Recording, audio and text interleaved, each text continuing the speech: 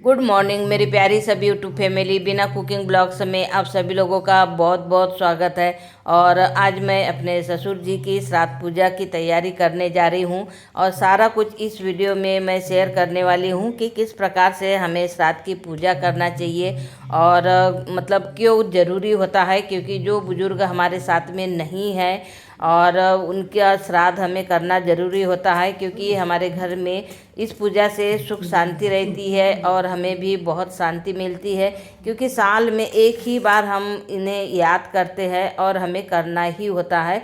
तो सबसे पहले तो मैं सुबह उठकर अपने घर की सारी साफ़ सफाई करने लगी, क्योंकि बिना साफ़ सफाई के हमें ऐसा लगता ही नहीं है कि आज हमारे घर में कोई पूजा होने वाली है।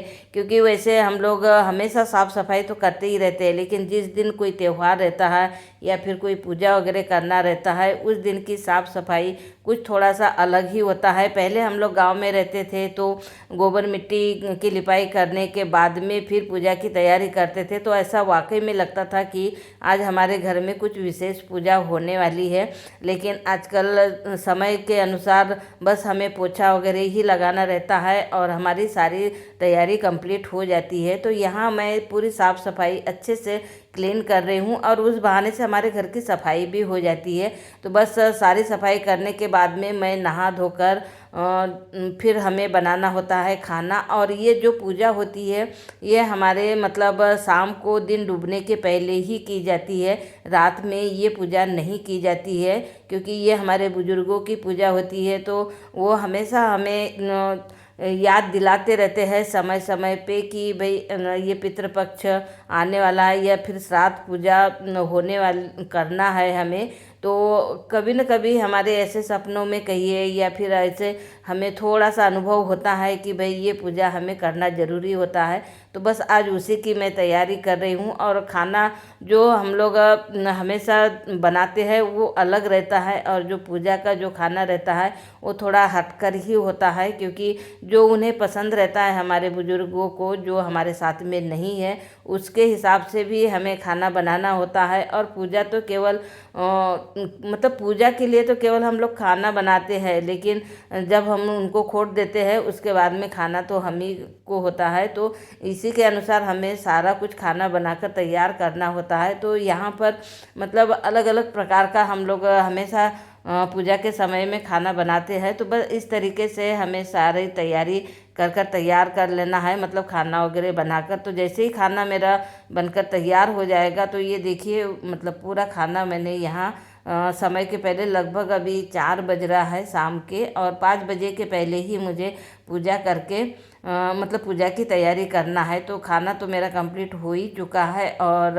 उसके बाद में अब चलते हैं हम लोग पूजा की तैयारी। तो जितना भी जो हमारा यहाँ पर पूजा के लिए खाना बना हुआ है उसको हमें सबसे पहले तो एक प्लेट में सजा लेना है और सजाने के बाद में ही इसकी हमें पूजा करना होगा। तो ये देखिए मैंने पूरा प्लेट में एक सजा लिया है। और उसके बाद में हमारा जो पूजा वाला घर होता है वहाँ पे हमें चौक पुराना है आटे का, और उसके बाद में पेपर रख के न हमें इस पे रखना है गिलकी के पत्ते या फिर तोरई के पत्ते, जो भी पत्ते मिल जाए। तो हरे पत्ते पर ही इसकी पूजा की जाती है। और ये मुझे नहीं पता है कि पत्तों का क्या मतलब होता है, लेकिन हमेशा जैसे जो हमारे बुजुर्ग होते थे जैसे उन लोग पूजा करते थे उसी के हिसाब से मैं भी आज आप लोगों के साथ में शेयर करने जा रही हूँ। तो बस हमें पत्ते को अच्छे से धुल लेना है। धुलने के बाद में हमें 5 पत्ते ही लेना है, गिलकी के हो या फिर तोरई के हो। तो सभी पत्तों को हमें एक साथ में रख देना है अलग अलग थोड़े दूरी पे, और फिर उसके बाद में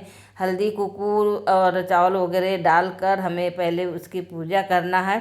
और पूजा करने के बाद में जो भी हमने खाना बनाया है उसे सभी को एक साथ में मिक्स कर देना है।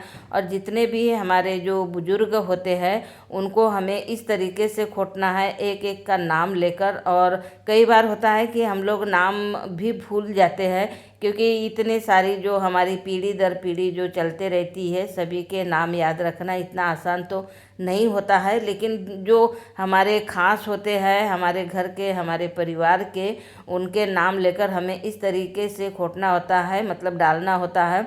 और उसके बाद में पानी वानी देने के बाद फिर हमें इसकी धूप देना होता है, क्योंकि बिना धूप दिए ये पूजा हमारी कंप्लीट नहीं होती है। तो जो भी हमारा खाना बना रहता है सारा कुछ हमें देने के बाद में, पूजा करने के बाद में हमें यहाँ पर धूप देने के लिए लगाना होता है कपूर, या तो फिर अगर गुड़ है तो गुड़ की भी धूप आप दे सकते हैं। मतलब ज़रूरी नहीं है कि हमें कपूर ही जलाना है या फिर गुड़ की ही धूप, लेकिन धूप देना होता है। तो बस इस तरीके से हमें धूप देना है।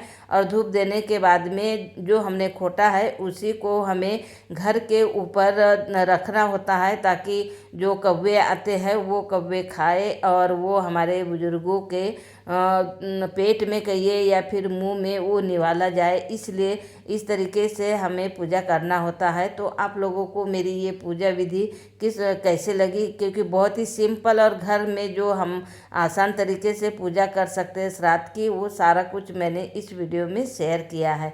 तो चलिए मिलते हैं नेक्स्ट वीडियो में। Thank you, bye bye.